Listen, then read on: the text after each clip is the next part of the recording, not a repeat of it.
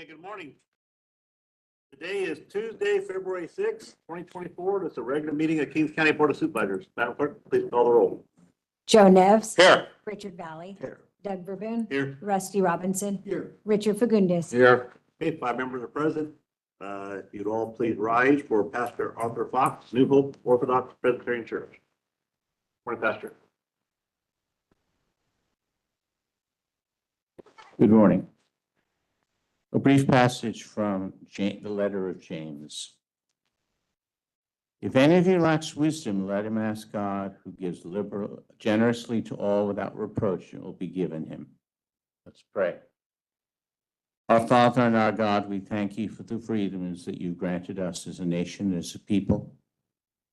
And if we thank you for this little community of Hanford, where there is so much graciousness extended to us by you, for raising up these men to serve this community and those who work on their staff.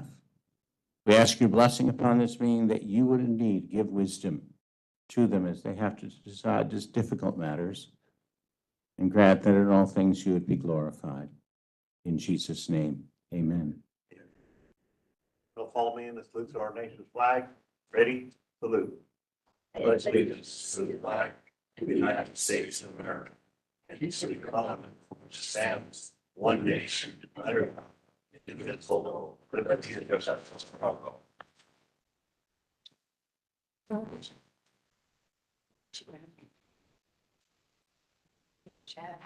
At this time, we'll go to unscheduled appearances. Any person that can direct the board at this time on any item on the agenda or any other item of interest to the public.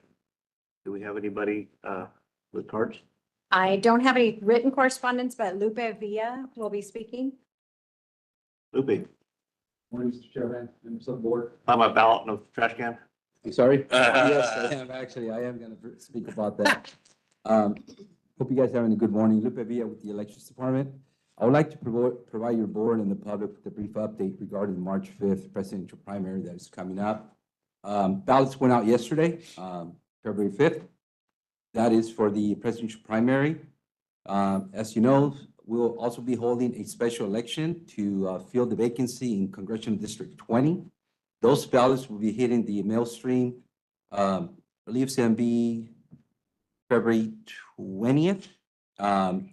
So folks that reside within that district will be getting ballot 2 weeks from today. So you'll be getting a special ballot. It's going to be purple in color, and it's going to be on the front of it, and the top is going to say special election. So I ask that the public and members of the audience please submit the correct ballot in the correct envelope. I know that we're expecting those issues to arise as we approach the March 5th and March 19th deadlines for the election. The March 19th deadline for those ballots must be postmarked by March 26th. The February 5th ballots that went out need to be postmarked by March 12th, which is 7 days after the March 5th election. So 7-day postmark. So all ballots must come in within 7 days of the election.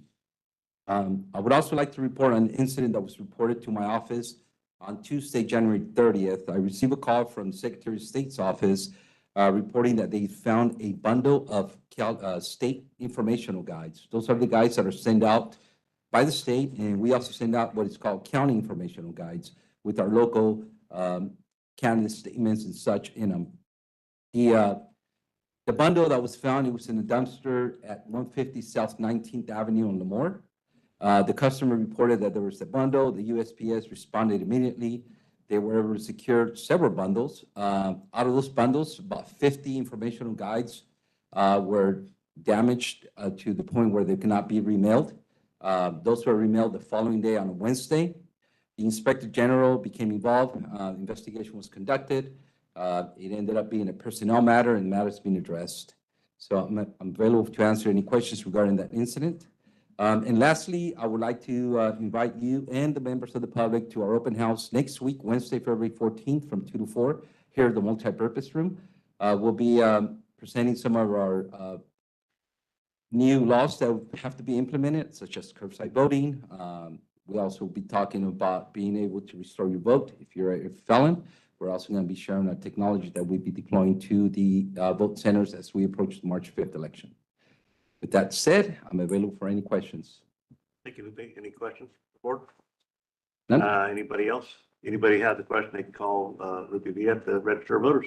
Yep. Thank You can call 559-852-4401. Thank you.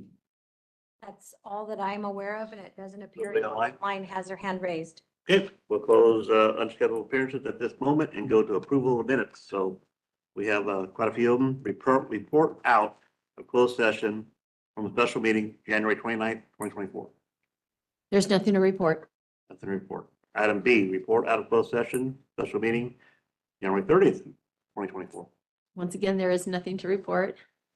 Report out of closed session from regular meeting, January 30th, 2024. We had two that day? We had a special meeting and we had a general meeting, both involved a closed session, and with the regular meeting, there is also nothing to report. Okay.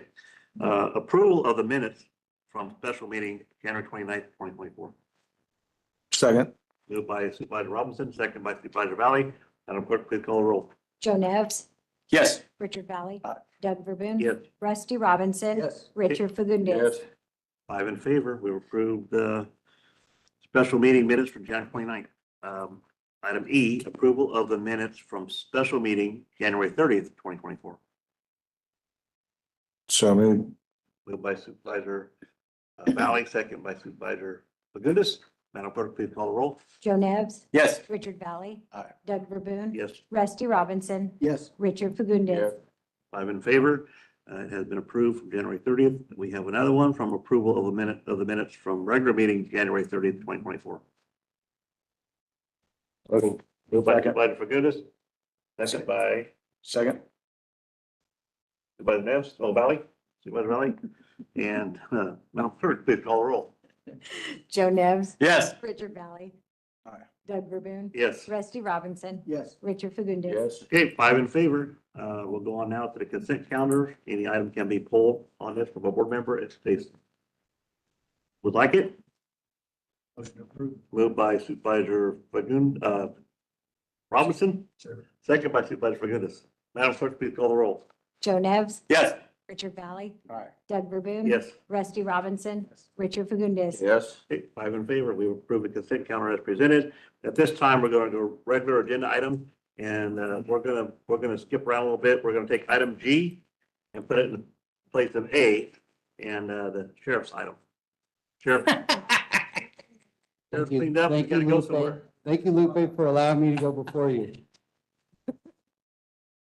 I appreciate it. Mr. Chairman, members of the board, thank you for taking me out of order. I've had a long-standing doctor's appointment that's at 9:30 and I have to leave.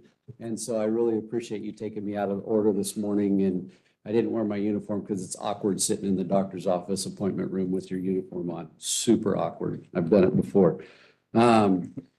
This morning, we have a special agenda item, and I'll start by saying you can't put a price tag on safety, and that's really what this is about. But I have two special guests here this morning. I was glad they both came. Sergeant Jerry Hunter, Senior Deputy Eric Johnson. They're our eyes in the sky. They fly the airplane for us and coordinate our program for us. And I know a lot of people don't get to see them because they're up in the air. And I know a couple of you have gone up with them, and they do an outstanding job. So thank you both for coming this morning. They put a lot of work on this agenda item this morning, and I just wanted them here in case you have any specific questions that I can't answer. So I'm going to do the best I can with some of it. The helicopter that we're presenting this morning for your approval to purchase is a Kern County helicopter. And to kind of put it in perspective, it's a very similar helicopter to the one that you see flying over the Kings River in the summertime that Fresno County operates. It's that type of helicopter. And so, you know, we learned last year, and I'm gonna give credit or blame a little bit. I think about a year ago, last year, Supervisor Valley from the dais said, I don't know why our sheriff doesn't have a helicopter. And so we're back, you know, almost a year later to request that approval. But we saw the benefit through the flooding last year of having a helicopter. In May of last year, I was actually up in the Kern County helicopter, not this one, but one of their other ones. And we were actually overhead of a shooting scene in the city of Corcoran. And our air support unit got involved in that pursuit and requested assistance from the Kern County helicopter when I was in the helicopter.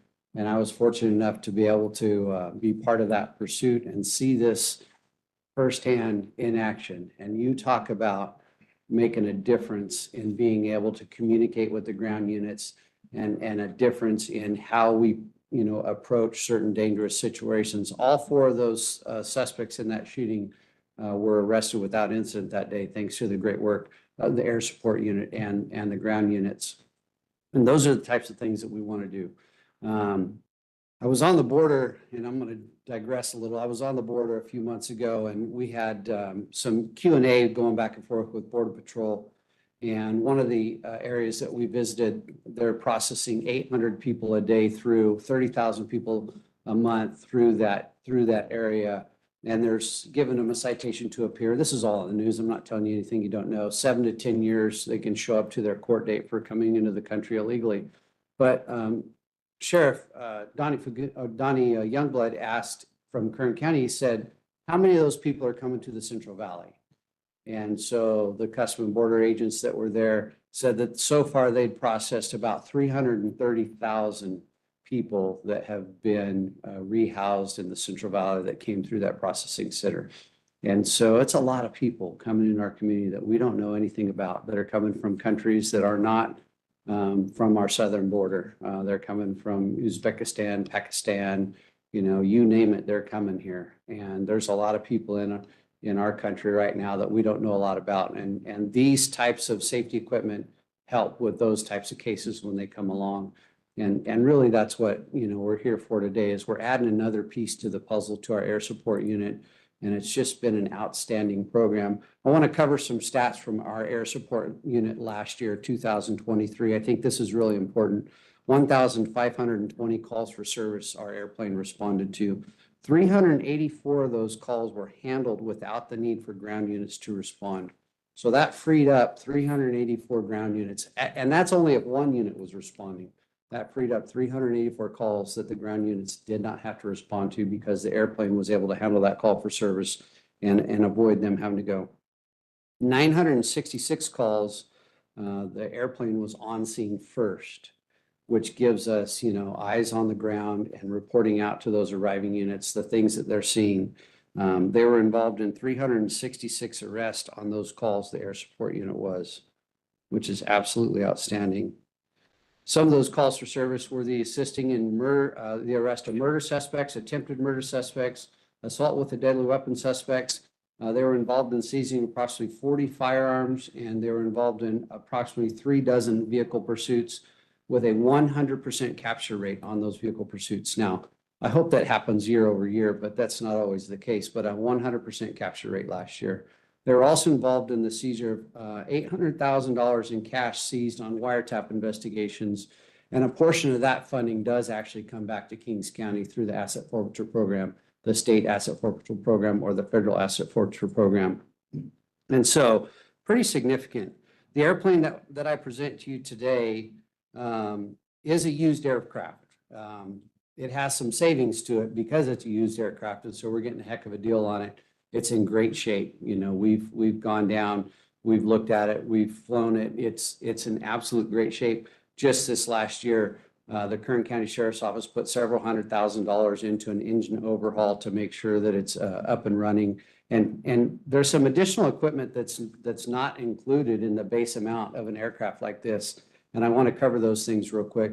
A law enforcement radio, approximately $120,000 in value, a 30 million candle power searchlight, approximately $25,000 in value, a FLIR, forward-looking infrared, $85,000 in value, a moving map system. So I know Supervisor Robinson, Supervisor Valley, when you flew in our airplane, there's a mapping system, and this mapping system in this helicopter moves as you go. It pops up and populates the roadways that are in front of you. A low jack stolen vehicle radar system.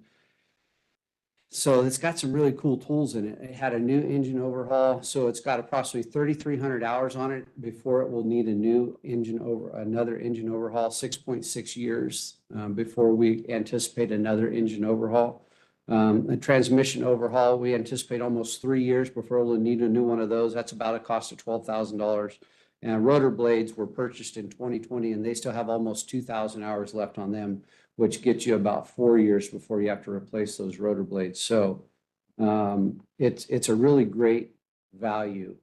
We have to work out some bugs, and that's why we want to purchase the helicopter now and work through the budget process to figure out exactly what we need as far as insurance goes and what our overall budget looks like. But we've estimated our ongoing budget on this aircraft, not counting salary and benefits, to the tune of about $130,000 a year. So that would be fuel costs, maintenance costs, et cetera, moving forward. But that should also be offset by a reduction in the need to use our airplane, because there are certain times where we'll be up in the helicopter and not the airplane. So we will have some reduction in the overall budget of the airplane cost. And so it's a really great piece of equipment. The current mechanic that we use for our aircraft attended training in January of 2024. And so he'll also be able to operate on the helicopter. Kern County completed initial training with one of our pilots, a U.S. Navy helicopter instructor, who has several thousand hours of flying a helicopter. The helicopter can provide immediate ground assistance. Unlike the aircraft, it can't just land wherever. The helicopter can. And so, you know, we've seen situations involving other law enforcement programs where their helicopter lands and the pilot and the tactical flight officer get out and assist the ground units on the ground, whether it be a law enforcement situation or an emergency aid situation to a civilian. This helicopter can also do a show of presence. When I was in the helicopter last year in May, that's one nice thing because it can hover, you know, about 500 feet above ground and show a presence to the people on the ground. But in addition to that, it has the searchlight, the PA system, and the siren, and it can fly in lower visibility than our current airplane can. So it gives us, you know, just another tool. You'll see a lot of my staff in the room today, and I think any one of them could get up here and talk about an incident where they had the aircraft overhead and that aircraft helped them. You know, one that happened a couple of years ago was a pursuit at the reservation where the suspect was firing off like AK-47 style rounds into the air, and our airplane was able to get overhead and find that suspect and track the suspect and actually track the suspect back to where they'd actually hidden the automatic rifle on the ground and later go back and find that rifle. And so these air support unit, you know, whether it's an airplane or a helicopter, are just absolutely outstanding. And, you know, I wouldn't be here today, you know, pulling the wool over your eyes if I hadn't seen this firsthand for the last 10 years. I personally flew in our aircraft in Kern County's helicopter probably a dozen times during the flooding last year. And that alone was a great benefit to see where the flooding was and what the impact was going on in our community. So the overall is this just a great piece. You know, in California, they passed some new laws a few years ago that required de-escalation. Most people think of de-escalation when you have that one-on-one with somebody in the field and you're getting ready to go hands-on. But under the new law in California, it's bigger than that. De-escalation also requires that the agency involved in de-escalation utilize all resources available. So if you have an aircraft available, you have to check to see if it's available to come out on that call for service. If you have an armored vehicle available, you have to check to see if it's available in certain types of call for service, a bomb squad. And so it's just another piece of the puzzle, another tool, you know, that we add to our tool belt. So today I'm here to ask for your approval in purchasing the cost of this helicopter not to exceed $550,000, and that we will work through the county administrator's offices to work through a budget going forward as we move forward and, you know, adapt to this new aircraft and new piece of equipment in our tool belt. So I'm here to answer any questions that you might have as well. And so I would request your approval on this purchase and adopt the budget change on a 4/5 vote required. Thank you. Any questions or comments? Bud Robinson. First, to comment, the stats on the aircraft are impressive. I don't know how you achieved that 300 and something. Well, you just get on the bullhorn and tell them to drive to jail? Or how do you do it? And next, thank you for the stats on the ongoing maintenance for the helicopter. So that's another important piece. How often do you think that this particular helicopter will go up as opposed to, say, the aircraft? Well, and obviously, you know, during the summertime and non-inclement weather, we have an opportunity to take it up a lot. But, you know, if you just look at during the river patrol seasons, you know, the 3 months that we do, it's a great tool to use in river patrol because you can get down closer. You can give announcements to those floaters on the river. you know, or different situations like that. And so I anticipate that we'll actually use this thing a couple days a week is my anticipation on average throughout the year. You know, sometimes you'll see the airplane up 7 days a week. If you live in Hanford and you're in your backyard in your spa like I am about 5 days out of the week, I see the airplane up 5 to 7 days a week. And so it's up a lot when the weather's good. Obviously, a helicopter helps when the weather isn't as good because the ceiling is lower and they can fly at a lower ceiling. And so, you know, they can get up sooner and respond to more things. So we do anticipate a couple days a week on the helicopter. We're hoping about 500 hours per year. And so, but it might just be, you know, a SWAT call out where there's a couple hours where you need it, or a pre-planned SWAT mission where you just need it for a couple hours. And so, and there may be other times where it's up for 4 or 5 hours, you know, landed in between to refuel. I do want to mention, since you brought that up too, the fuel cost.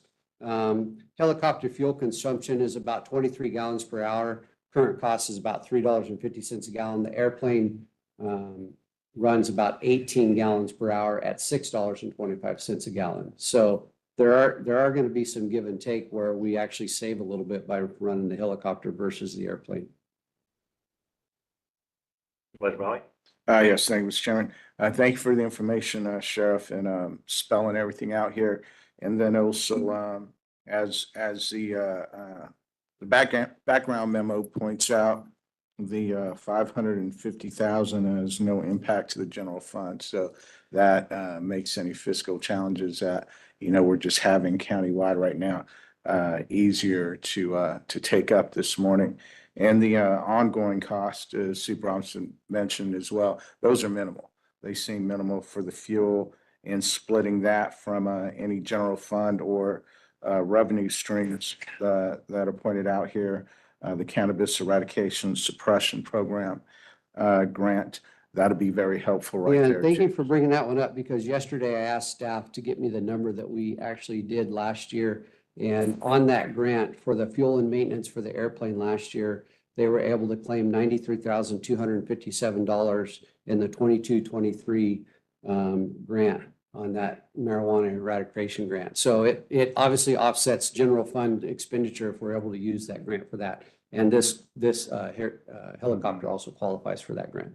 And I know, besides what's pointed out in the memo and the presentation, at the end of the day, this is not just about the sheriff's office having all the bells and whistles. It's about having the things that you need to counter the bad guys, because the bad guys have a lot of things up their sleeve as well. And our men and women in public safety need to have the tools and resources to counter that. So this isn't, I don't see this as a item of luxury. I see this as an item of necessity. And so, and I would wish you and anyone in that aircraft safety and that moving forward. And you can count on my support this morning. And just let your staff know my flight suit is a XXL. And pick me up at Corcoran PD every Tuesday morning at 7:30 and fly me to the board meeting. Yeah, No, and I appreciate the comment about, it's not just about the sheriff's office, you know, we really do make our aircraft available to anybody, not only locally, but beyond our area as well, for mutual aid assist, law enforcement mutual aid, fire mutual aid. And so, you know, obviously OES, you know, we're here to help anybody and everybody, especially locally, you know, whether it be mapping or environmental health that needs to, you know, we've taken our airplane up to view some tanks that are on the grounds. And so there's a lot of different areas that, you know, an aircraft can be used for. So thank you for bringing that up. The time that I spent with you guys in the flood in that helicopter, the feedback that I got back, especially people around Corcoran, they're very supportive. They were happy to see us out there and you know, being vigilant when all that water was surrounding the community. But at the end of the day, while we were up there, and knowing that we weren't in a Kings County helicopter, we were in Kern County, and it was very nice that they let us borrow it. At the end of the day, that's probably a pride thing too, that, you know, I was wishing that we were in a Kings County helicopter. So, but it is a necessity, and I'll be supportive this morning. Okay, thank you. Any more comments? Okay, do I have a motion? Moved by Supervisor Robinson, second by Supervisor Fagutis. Madam Clerk, please call the roll. Joe Nevs. Yes. Richard Valley. Aye. Doug Verboon. Yes. Rusty Robinson. Yes. Richard Fagundes. Yes. 5 in favor. I want to thank you, Sheriff. I know we were here about 8 or 9 years ago, and we talked about I think it was called ultralight, that plane, and we had a lot of big ideas that we moved up from the plane to a bigger plane with higher altitude, which you can't detect that you're flying over. And then now we got helicopters. So thank you for your forward thinking and thinking outside the box to create this, make it happen. So Yeah, thank you. thank you, Supervisor. Appreciate you taking me out of order. Thank you. Thanks, sir. Okay, next we'll go to Lupe Villa. Let's see you top that, Lupe. Yeah, it's not as cool, but it's something cool. It's money. Morning, Mr. Chairman, members of the board, Lupe Villa with the Elections Office. In 2002, the Help America Vote Act was signed into law, pretty much also known as HAVA. HAVA requires localities and states to meet uniform technology, election technology, and administration requirements that are applicable to all federal elections, like the cycle we're approaching here in March and in November. The HAVA agreement before you is intended to assist the Elections Department with securing materials related to accessibility. There's new laws that were signed came into place this year that are requiring that we provide curbside voting, along with other laws that we must implement within the Elections Office. The agreement is for $20,000. It's reimbursable funds, federal funding, that would be used to purchase those pieces of equipment that we need in the office to be able to administer and meet the current laws that we have. We anticipate to make the purchases ASAP to be able to deploy those for the March 5th and the March 16th federal elections, along with the November 5th federal election that we'll be having. The agreement does come with reporting requirements that we met before with previous agreements and requirements that we'll continue to meet. I respectfully request that you please approve the HAVA agreement in the amount of $20,000 and you approve the budget change and the adopt for 4/5 votes. The agreement has been reviewed by County Council and it's been approved as to form. That concludes my report and I'm available to answer any questions. Thank you. Any question or comments for Lupe? I have an easy one. Supervisor Robinson? Yeah. So if the public walks in, are they going to notice any changes? If they walk into a vote center, they will not. But there is going to be some changes at each vote center, which is 7 that we'll be deploying. Voters will be able to drive up and call a phone number, and then we'll be able to go out and provide curbside voting. So in essence, if you have a person who is unable, for whatever reasons, physically can't get off the car and walk into a vote center, you'll be able to call that number, and then we'll send a poll worker or staff member up to the car and gather their information, come back, create a printable ballot, and then take it back to the car so they can cast their vote, and then bring that ballot back into the office. We provided a similar service in previous elections. It's not widely used, but it is the law, and we have to implement. So, but there won't be no different in the vote center at all. I know that the helicopter can be used to go get the ballots too. Yeah, well, I was thinking about sending Hey, here to yeah, bring me that's the what I ballots said. from You know, Avenel, like, oh, election night.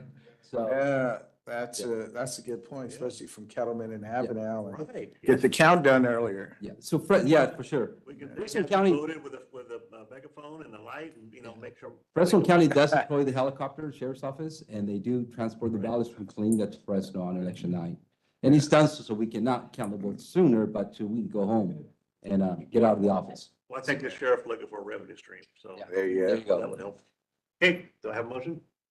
Moved by Supervisor Robinson, second by Supervisor Fagundes. Madam Clerk, please call the roll. Joe Nevs. Yes. Richard Valley. Aye. Doug Verboon. Yes. Rusty Robinson. Yes. Richard Fagundes. Yes. Hey, Lupe, you good All to right. go? Thank you. Thanks so much. You guys have a good day. Lupe's gonna have his hands full here over the next 6 weeks, so. Yes. Yeah. Okay, next item, Human Service Agency. Morning, Wendy. Good morning. How are you today? I'm good. How are y'all doing? This is definitely not as exciting, so I'm not gonna be able to keep up today, but I've got a pretty simple item before you today. And I previously presented to you when you sat as the Board of Directors for the Public Authority. In, August 8th of 2023, the board approved our appropriation and revenues for the IHSS Public Authority budget. That budget amount was based on the allocation that we received from the state for the prior year, an amount of $532,436. Since the adoption of the budget, the state has issued the new county fiscal letter that established our appropriations for this year with an increase of $6,586. When that amount is matched with our federal funds, because it's a 50-50 split on the program, it increases our revenue in the amount of, I just lost my math, 13,172. So today we're just asking for your formal approval to increase our budget amount and approve the budget. Thank you. Any questions or comments? Sir, motion to approve is presented. Moved by Supervisor Valley. Second by Supervisor Fagundes. Madam Clerk, please call the roll. Joe Nevs, Yes. Richard Valley. Aye. Doug Verboon. Yes. Rusty Robinson. Yes. Richard Fagundes. Yes. Okay, Thank you. five in favor. Thank you, Wendy. Move on out to IT Department, John Devlin. Good morning. Good morning, Chairman Verboen, and fellow board members. What we have before you is service renewal order for PeopleSoft, which is our payroll system. We have a current service support agreement with Oracle, but it will expire March 17th. And a new service agreement here is to cover 1-year period. The fiscal impact is $118,000, $131 too, which is broken down into 4 payments quarterly of $29,533. The first payment is included in the Department of Finance's fiscal year 23-24 budget in budget unit 121000. Subsequent payments will be included in their 24-25 requested budget. And so the recommendation is to approve the technical support services renewal order with Oracle for the technical support of the county's payroll system effective from March 17th, 2024 through March 17th, 2025. Authorize the purchasing manager to sign the purchase order with Oracle for technical support of the county's payroll system. And there should be a third recommendation there, to fly the signed agreement via helicopter to Oracle. That's costly though. We're looking for money to give it something to do. So if you want to, sacrifice some dollars, we'll go ahead and do it. Maybe Larry Ellison will give us some money to take a ride. I don't know. Put his name on the bottom. Okay, any questions or comments?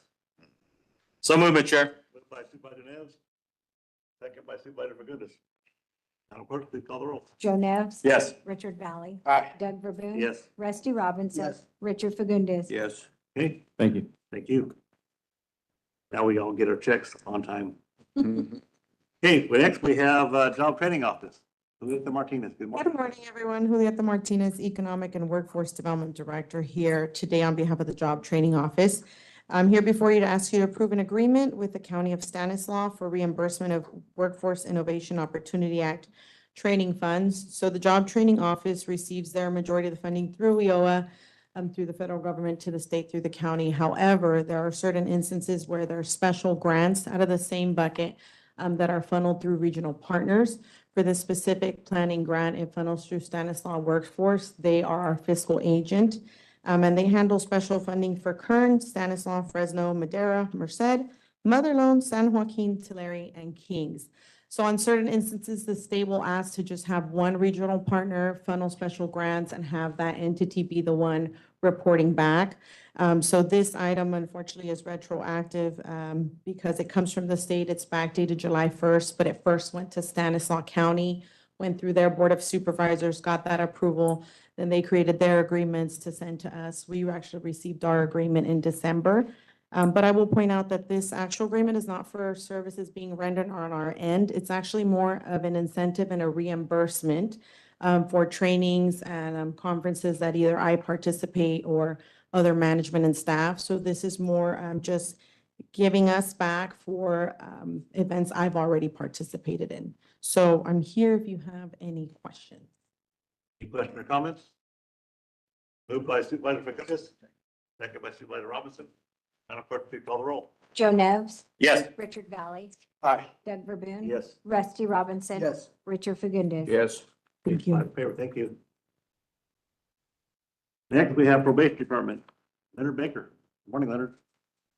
Morning, Mr. Chair, members of the board, Leonard Baker, probation.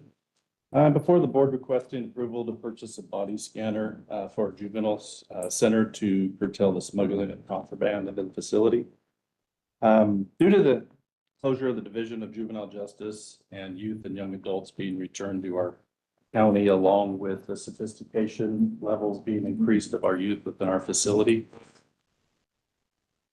We're requesting to purchase an X-ray scanner that will allow the department to perform more searches of subjects that are coming into the facility, including youth and parents.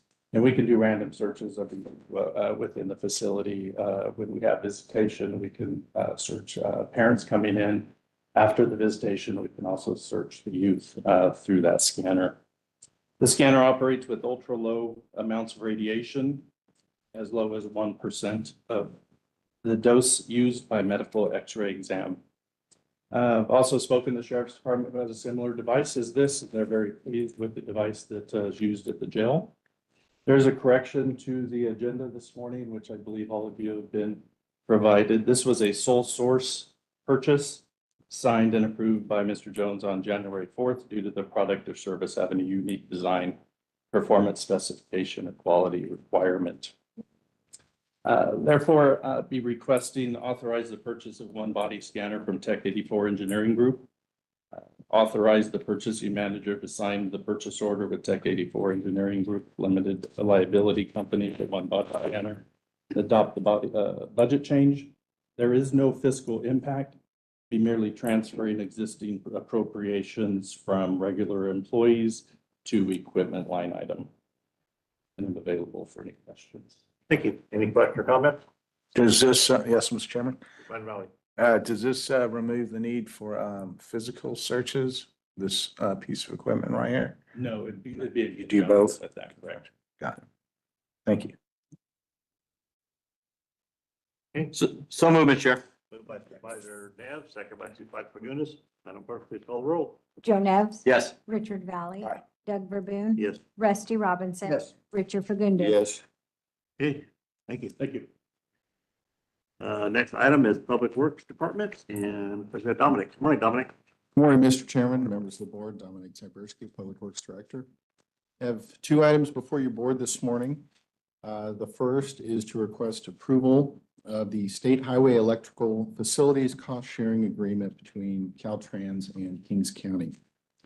The agreement is to allow Caltrans to invoice Kings County Public Works for electrical energy usage, maintenance, including labor and materials, repair and replacement of electrical facilities at joint jurisdictional intersections. The justification for Caltrans requiring this agreement of the county and the resulting financial obligation can be found in both the California Streets and Highways Code, Section 130, and the Caltrans Maintenance Manual, Section K.09.2.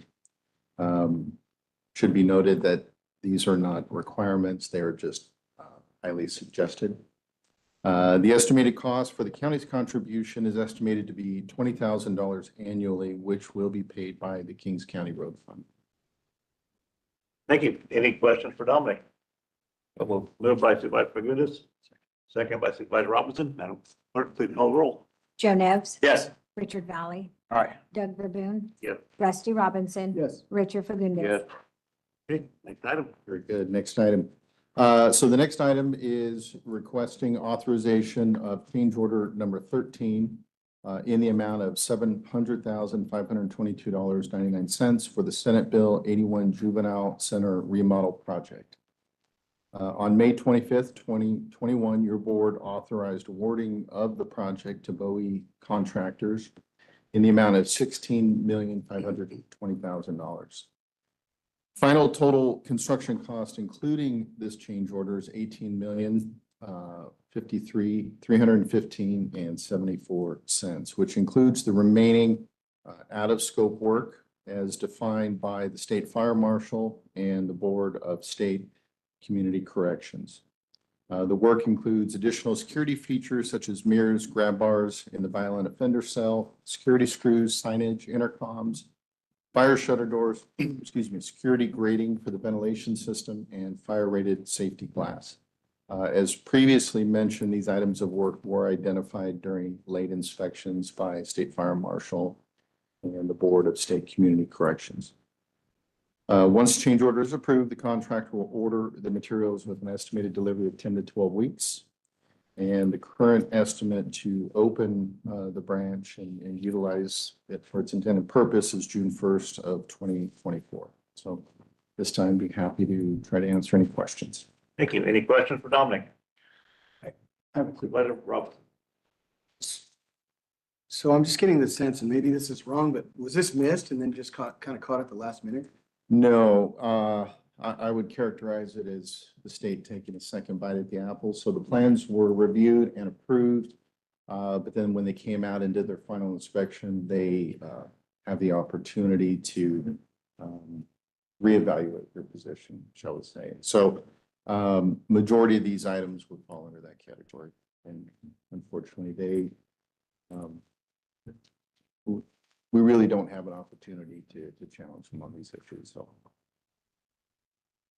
State's in control. Any more comments? Question, Mr. Chairman. So I see the additional 400,000 is going to come from budget unit 700,000. That's correct. Do you know, and this might be a question for our CEO, are there impacts to any other projects that the board voted on under that cumulative capital outlay budget that are going to be impacted? We met on all our capital projects, and there was a project budgeted for a fire panel. And at this time, we felt that we could use the funds that we budgeted for that project for this project. And so next year we'll reevaluate the panel Okay, that we were going to move okay. forward But with no this year. projects in our districts that might be under there? Okay. The panel was in the neighborhood of $700,000, and it's something that we'll have to address at some point, but we could defer it. It's a panel that is in this building or a panel The other facility. in another facility? Yeah. All right, thank you. I don't know if there's a motion. I'm happy to second. Is there a motion on the table? So move. I'll second. Moved by Supervisor Neves, second by Supervisor Valley. Madam Clerk, please call the roll. Joe Nevs. Yes. Richard Valley. Aye. Doug Verboon. Yes. Rusty Robinson. Yes. Richard Fagundes. Yes. Thank you. 5 in favor. It's bad enough that we have change orders on simple mistakes, let alone the state government coming in here and rechanging what they think we need after Sure. they approve it. So, And this one was significant cost-wise and time delay. So, Yep. thank you. all right, thank I you. know it was difficult. I mean, it was frustrating to have this happen. So thank you for your work. Okay, at this time, we're set for a public hearing at 10 o'clock. We have 15 minutes. Do you want to? Board member announcements right now? Yeah, might as well. Supervisor Nance, you want to go first? Thank you, Mr. Chair. Yeah, American Legion Post 100 in Lemoore continues to serve breakfast if you're looking for a breakfast on Friday morning. Lemoore College basketball doubleheader against Merced College Blue Devils on Wednesday. It was also a staff appreciation game where we had a real tailgate party with real tailgates we took out of the parking lot. And the animal rescue evening with about $270 given to 3 different Valley Animal Haven and Lemoore, Animal Services in Avenel and Coalinga. So pretty good day. And then on Friday, we had a emergency operations center call to just reestablish connections and talk about the storm event that traveled down the 198 corridor Thursday afternoon. And so I think everybody's on a good, firm ground. The state updated its statewide hydrological update. And as of right now, even though we've had quite a bit of rain, we're just barely at 65% of August 1st. And if you see some of the figures like 157 for Pine Flat, 164 for Terminus, 126 for Success, and 133 for Isabella, that is as of today. As of the storage for August 1st, though, we're still about 65% of where we need to be for an annual allocation. So with that, thank you very much. Thank you, Joe. Supervisor Fagundes. Thank you. Friday, I attended the check presentation to KCEAO and was Very interesting, the way that she made presentation and everything. Very good. Thank you. Supervisor Valley. No, nothing at this time, Mr. Chairman. Thank you. Supervisor Robinson. See, Wednesday, I met with Nathan Alonso from PG&E on California Power and current events. Thursday, I met with Brad Albert from the city of Hanford on prices of basketball courts and soccer fields for our Mona Park. Saturday, my wife and I attended the Rotary fundraiser dinner. So Christy Lee and many other Rotarians did a good job there. It was well attended. It was in the old Square 8 Hall. I think I've been there since my junior prom. Yesterday, I had a phone meeting with Sheriff on homelessness. And the last thing is just to bring to your attention, and I'd like to get the support of the board. It'll come up in a couple of weeks, but we just received a letter circulating from the California Sustainability Coalition. It's going to the governor requesting a meeting on green energy and economic vitality, the balance of the two. It's supported by over 160 ag-related businesses and organizations, and they're requesting cities, counties, and other businesses to support the letter. There are already several cities that have signed on. I believe Fresno County just signed on as well. Most of the farm bureaus, the areas we're talking about is everywhere from the coast to Mojave and the valley. Most farm bureaus, including Kings County, support the request. It's a necessary conversation with the governor on his removal of all heavy-duty vehicles by 2035 to explain the time needed and the potential economic impact on our farmers, our truckers, and our ports on the state. So thank you. Thank you. I know Supervisor Neves and I dealt with CART last week, and they're impacted heavily by that. And I think they said that you even have to smog an electric bus, you have to smog a CNG bus, and you have to smog a trailer.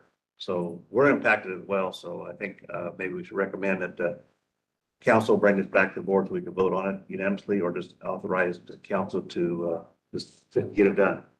Can't vote on it because, give direction. Probably best to just get a letter to them and have the chairman sign it. Or Rusty can sign it because he's their board. What's the timing on it? Because we don't meet next week, right, Mr. Chairman? Don't meet. Or the week after? So that's the question. So if the board gave direction, we could just give direction to get a letter to the, what's it called? The California Sustainability Coalition. This is not an agendized item, so board can't formally vote on it today, We give but direction to you to come up with a letter. you can give Chairman direction sign to it. come up with a letter. Yeah. How's the board feel about that? You think we need to discuss anymore? Just get it Well, done. Well, we won't be back here Until the 27th. weeks from Time today. is of the essence, so need to get a letter out. Yeah. ASAP. I think policy and procedure wise, as long as it's 5-0 from the board, that during board member announcements, the board can give direction to staff. You can give direction to staff. You're not formally voting on it, but I think based upon the direction given to staff, we can proceed with a letter. Okay, Thank you. think we're all good? Okay, any questions on that? And for myself, the hail come through, nailed some of my properties. We had major roof leaks. A lot of problems from that day on, so spent the weekend working on leaky roofs and taking care of some other, had an employee fall, shattered leg, so not good. Slow down when you're working. Yeah. Okay. And we'll go ahead and we'll adjourn until, Hers. oh, sorry, still here? So, Good morning. You're good in. morning. Just go ahead, Carl, board correspondence. We actually have quite a lot. So for board correspondence, the board received correspondence dated on January 31st regarding the hosting of the Kings County Candidate Forum. It will take place today from 6 to 8 p.m. at the Avenel Theater. The board also received correspondence from Kings United Way dated January 31st regarding the Power of the Purse invitation for April 24th at the Lemoore College Eagle Arena. The board received the January 2024 monthly Kings County Investment Pool Transaction Activity Report on February 1st from the Director of Finance. The board received a notice of intent to apply for public health pesticides for vector control purposes to surface waters within Kings and Tulare counties from the Kings Mosquito Abatement District dated January 1st. And lastly, the board received correspondence from Bristol Hospital on a veteran's 100th birthday received February 5th. For upcoming events, the Kings County Commission on Aging is always accepting donations of vegetables for seniors in need. You can drop off any vegetables at the Armona location. Also, the Kings County Commission on Aging hosts its caregiver support group every Wednesday from 1:30 to 3 p.m. Kings County Behavioral Health will host their family support group today from 5:30 to 7:30 p.m. right here on county campus. Kings County Library Hanford Branch will host its Maker Monday on February 12th from 3:30 to 4:30 p.m. And lastly, Kings County Behavioral Health will host their Veterans Support Group on February 13th from 5:30 to 7:30 at the Veterans Memorial Building. For upcoming agenda items, the following agenda items are for February 27th, as the board meetings are canceled February 13th and 20th. Admin, in conjunction with Board of Supervisors, has appointments to the Kings Tulare Area Agency on Aging Advisory Council. AG has some items on a cooperative agreement with the state. And Health has a few items on some budget adjustments and advanced step hired. And that concludes my report. Thank you. Okay, thank you. I forgot one major thing I did. So I don't know what day it was, Wednesday or Thursday. I met with Dr. Lewis, and on the upcoming SB 43, we went to our facilities with staff that's going to apply for a grant to get that process going. So that was pretty entertaining. Talked to a very well-renowned psychologist from Fresno County, Tulare County. Psychiatrist. Yeah. He analyzed me the whole time. So, Do we get a transcript of that? so that was what I did. I don't know, that Wednesday or Thursday. It wasn't raining. It was Wednesday. Wednesday. Mr. Chairman, on top of those comments, the 100th birthday for the veteran, the card is right here. And if it's okay, anyone who wants to sign it after during the break, and come sign it for the, I guess, Scott Howe is spearheading this and is going to mail the veteran this birthday card. Okay. Thank you very much. I'll leave a pin right there. We'll go ahead and adjourn until the public hearing at 10 o'clock. So like an 8-minute recess. Thank you.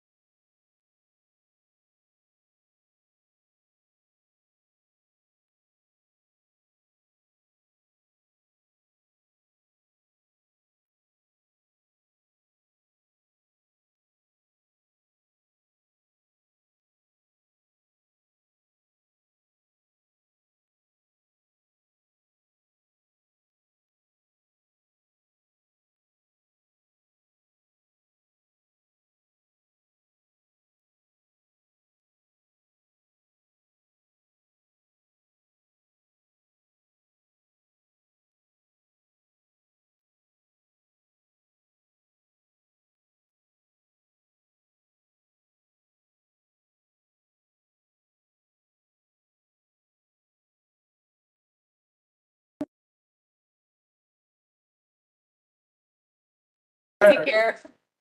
Not being here. I was just telling them.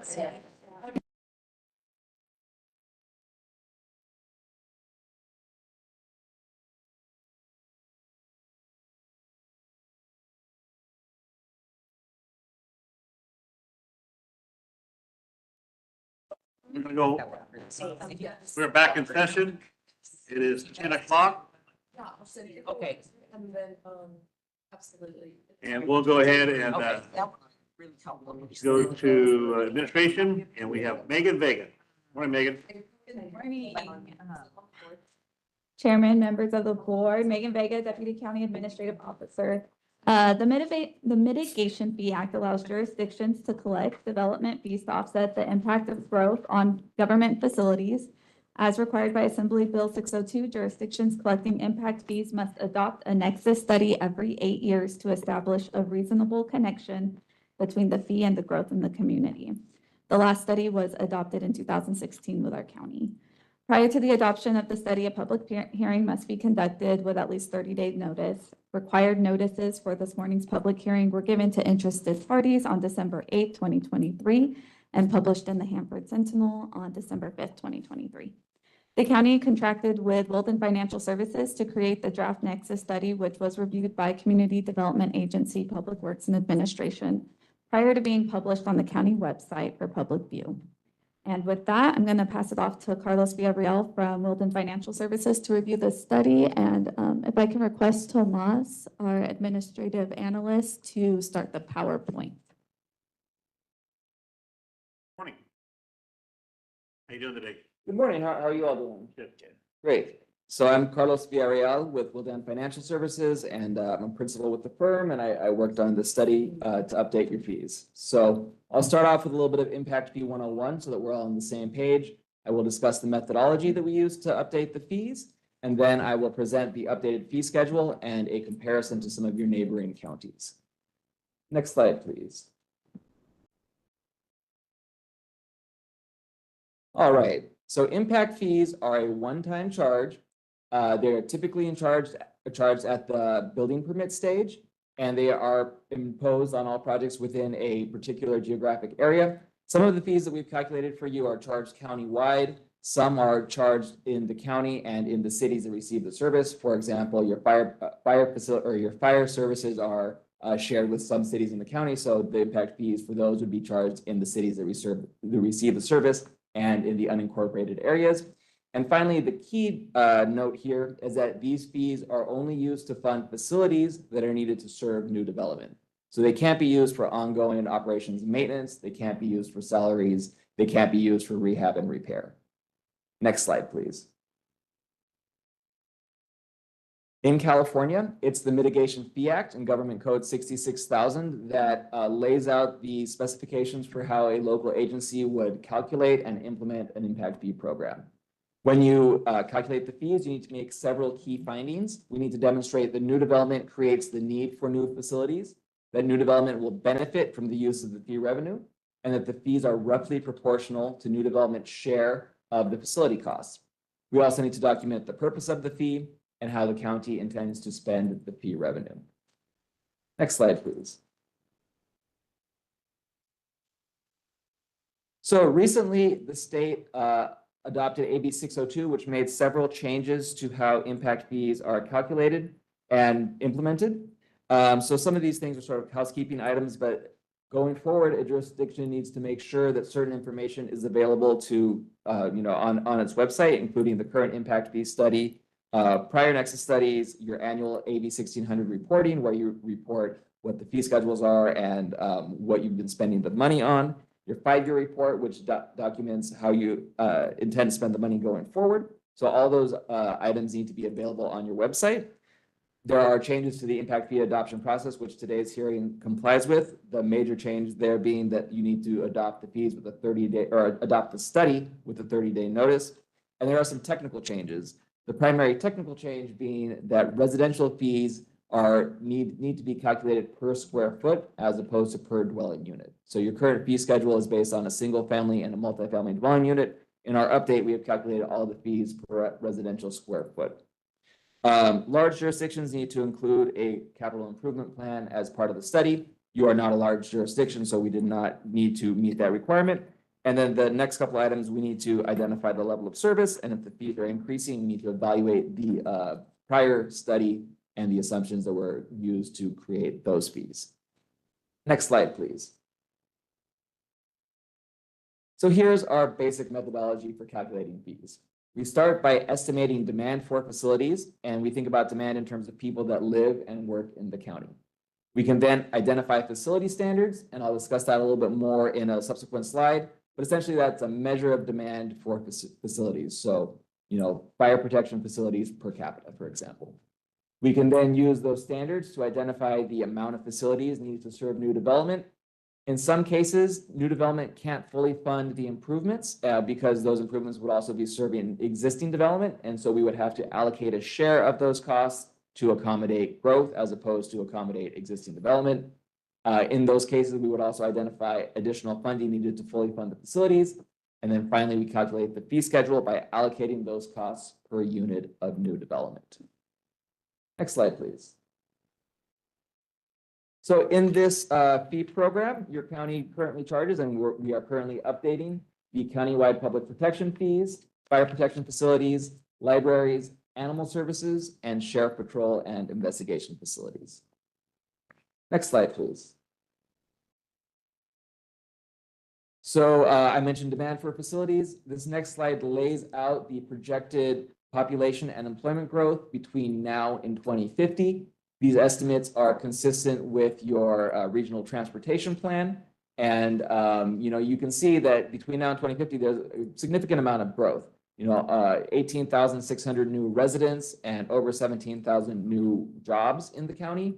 So consequently, to provide services, you are going to need to have facilities to house those services. And that's the link between, increased demand and fees to charge new development to fund the facilities needed to serve this projected growth.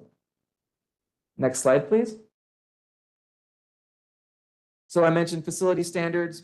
In this study, for each facility category, we use what we call the existing inventory standard. The idea is that we want new development to contribute to facilities at the same rate that existing development has done so far. What we do is we take a look at your existing inventory of facilities for each of these fee categories, and we can quantify it. X amount of square feet of building space, X amount of acres of owned land, for example. We then estimate the replacement cost of all those facilities, and we essentially estimate the entire replacement cost for each facility category. We compare that to your existing service population, and we come up with a dollars per person estimate. And then we simply ask new development to maintain that same investment per person going forward. So the graph on the right just is trying to illustrate that the amount of new facilities demanded is proportional to the increase in demand. Next slide, please. So if you adopt the fees at the maximum justified rate, this next slide demonstrates the fee revenue that could be generated between now and 2050. As you see in the slide, it would amount to a total of $32.4 million in that time frame. And again, that could be used to expand your inventory of facilities in the facility categories that are being updated in this study. Next slide, please. So, and I apologize for the small font. There's a lot to squeeze in here. This next slide summarizes your maximum justified fee schedule. So you don't have to adopt the maximum justified fees, but this is what the analysis supports. You can see there are different fee schedules for the unincorporated area compared to some of the cities, and that just depends on the services they receive. For example, Avenel and Corcoran also receive fire protection services from the county. So they would also be responsible for a fire protection fee. And Hanford and Lemoore don't receive fire protection, but they do share in your animal services services. So they would be charged the animal services facilities fee as well. The unincorporated area would be charged the sheriff patrol and investigation facilities fee because unincorporated areas receive that local law enforcement services from the sheriff. Again, all fees here are expressed per square foot of residential building space. And the final column all the way to the right estimates what the equivalent fee would be from your current fee schedule. So your current fees, again, are charged per dwelling unit. So we made some assumptions to say, hey, if we were to charge that current fee schedule per square foot, what would they be? So as you can see, the maximum justified fees would be a pretty significant increase compared to your current fee schedule. Next slide, please. So we wanted to give some context to how these fees compare to your neighbors. So you can see in the left column there, we list all the various fee categories that your neighbors may be charging, or not necessarily neighbors, but also comparable counties. So your current fee schedule is there shown for a single family unit at approximately 1,734 square feet, which is the average sized single family unit in your county. You can see there the current fee schedule would be a little less than $4,000 per unit. The maximum justified amount would be a little more than $10,000 per unit. For the comparison counties, you'll see that there are low and high fee scenarios shown. This is because depending on where you build in those counties, you could pay different rates. So we just wanted to illustrate the range of fees that a builder could be paying in the other counties. So your fees do fall within the range of what other counties are charging, but you can see it is a pretty wide range. Next slide, please. And so finally, when you go to implement the fees, you do have several policy options available to you. You could always implement fees that are less than the maximum justified amounts if you feel that the maximum justified amounts are too high. One option that jurisdictions use when there is a fee increase is phasing in those increases over time. So rather than adopt the maximum justified amount all at once, you could phase it in over a year or two or any number of years. There's no set guideline for how to phase in fees. What a phase-in does is it gives developers certainty as to what the fee schedule will be while, acclimating to the increased fee schedules. And then the third item there is, as a policy decision, you could also exempt or reduce fees for certain land uses. So I know affordable housing is a popular topic throughout the state. Many jurisdictions choose to exempt or reduce fees for affordable units and for ADUs. And that concludes my presentation. I'd be happy to answer any questions you all might have for me. Thank you, Carlos. Any question or comments? Seeing none, we'll go ahead and open the public hearing and take in questions from the public. I have not received any written correspondence. And it doesn't Anybody appear in the audience? anyone has their hand raised. City of Lemoore is here. Like to say anything? All right, so you're City of Lemoore for a couple more days? Yeah, two more weeks. 2 more weeks, all right. Good morning. Good morning, Nathan Olson, City Manager, 711 West Cinnamon. Just kind of looking over the fees. This is about an 88% increase to Hanford and Lemoore for residential units. So I would just caution that could kind of slow growth on housing. That's pretty substantial. And commercial retail is up about 61%. So I completely understand the need to raise the fees, but I would like to see it implemented over time instead of just one fell swoop, which I know you guys will take into consideration. That's the only comment I have. Thank you. Thank you very much. Any other questions from the public? Okay, at this time, we'll close public hearing and go back to board member discussion. Any discussion? I know I look at the schedule, what we've done in the past. And in 2015, we had to do a 21% average increase, 20% average increase. And we had minor ones, 2%, no fee, 2%. And now we haven't increased it for 3 years. We're on our 4th. And it looked like it's probably time because we got 16% we're behind. And I don't know what's going to happen in 24. So we probably should think about doing the multiple increases over time. Do we have it? Megan, you have it? Maybe I should just be quiet, let you talk. Sorry. What are you requesting? Do you need to wave your arms or Not for something? the last 3 years, we did no change. No change. Yes, Yeah. no changes the last 3 So years. we're already behind 16% or so. Correct. And when we brought this in December, we did a study session on it and we did discuss doing a phased-in approach or adjusting inflation based off of a percentage or a percentage of the inflation rate average between San Francisco and Los Angeles for the CPI. So let's see here.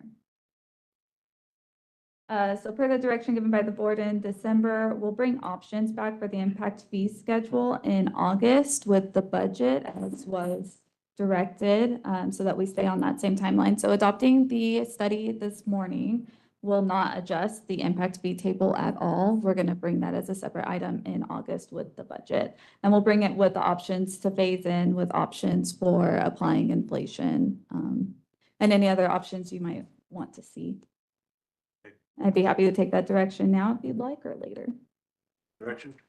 Thank you, Mr. Chair. Yeah, as we've discussed in the past, the consumer price indexing, we do not have one for the valley, and that's why we're a little bit behind. And so I would like to continue to explore the possibility of taking the LA metropolitan area as well as the San Francisco, and then come up with some kind of formula, whether that's 60 or 80% of those CPIs, because the valley is just different than those metropolitan areas. I don't know if we want to formally at some point adopt that, but I think as policy for this board, I think it would be a good exercise to go through and try to figure that out. Because again, we're not the LA and San Francisco metropolitan areas. We are the valley, so we can stay a little bit behind of what those metropolitan areas are charging. But we still pay the same fee as if we live in LA and San Francisco. When you buy a burger or you buy a part for your fire truck, we pay full price. We don't get LA or San Francisco. We don't get a discount for where we're at. So I think we got to keep that in mind too. We depend on these fees to keep our government running. And we've been good for 3 years, almost 4.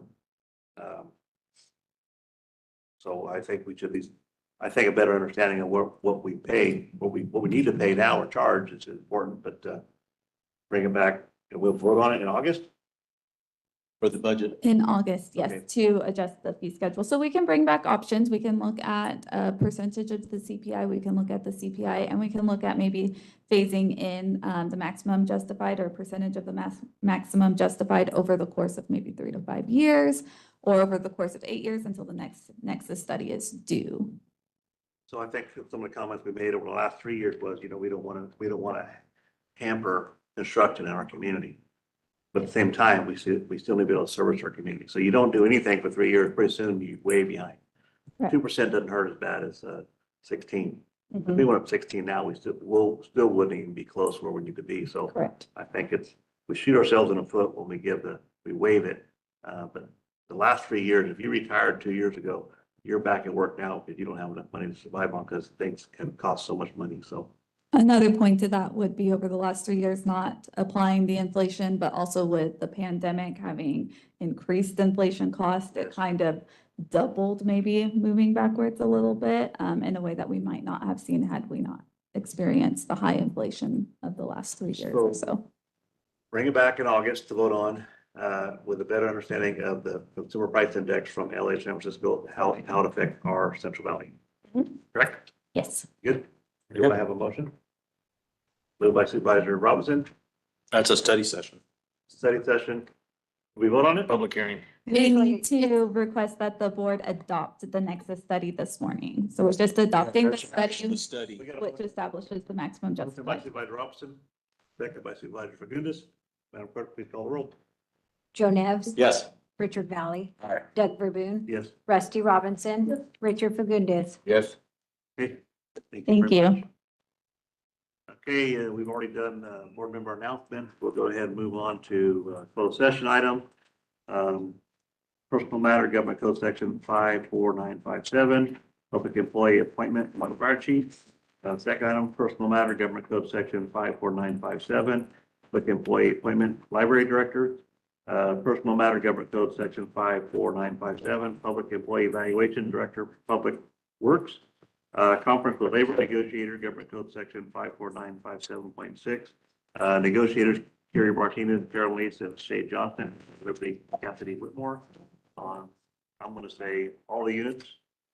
And then significant exposure to litigation, one case, Government Code Section 54956.9. And the last item has been pulled. And then we'll go ahead and adjourn, and our next regular meeting is canceled.